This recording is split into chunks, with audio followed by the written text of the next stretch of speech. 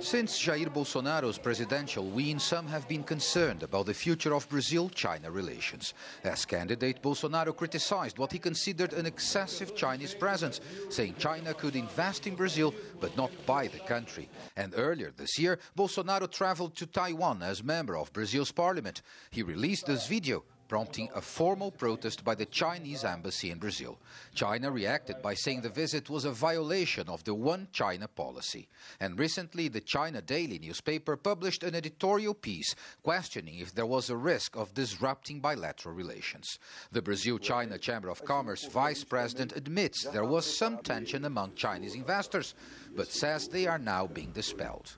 The political campaign is one thing and governing is a different thing. If we compare what Bolsonaro was saying in the beginning and what he was saying by the end of the campaign, you can clearly notice his position softening. And he always admitted he was not an economic expert. Brazil's Labour Party Oriental Division, which supported Bolsonaro on the second round of the elections, says the new president will realize the benefits of the partnership with China.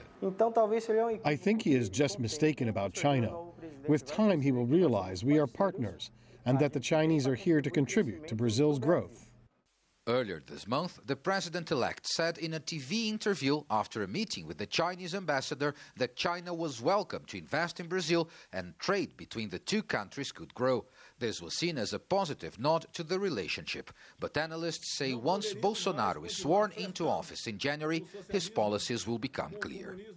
Jair Bolsonaro has not yet spelled out his foreign policy in detail, but during the campaign he said Brazil's external relations would not be guided by what he called politics and ideology. Instead, he said ties would reflect Brazil's national interest.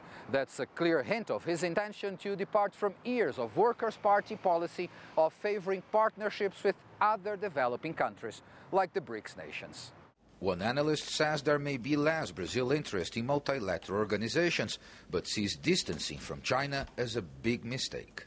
Downgrading Brazil-China relations would be a disaster. We have a huge trade surplus with China, and it's a loyal partner of Brazil, so keeping this relationship stagnant in favor of another country could be a fatal mistake. Over the last decades, Brazil-China relations grew exponentially. China is now the country's biggest trading partner and has been growing in importance as an investor here. It remains to be seen if political changes in Brazil can put in risk the growth of this partnership. Paulo Cabral, CGTN, São Paulo.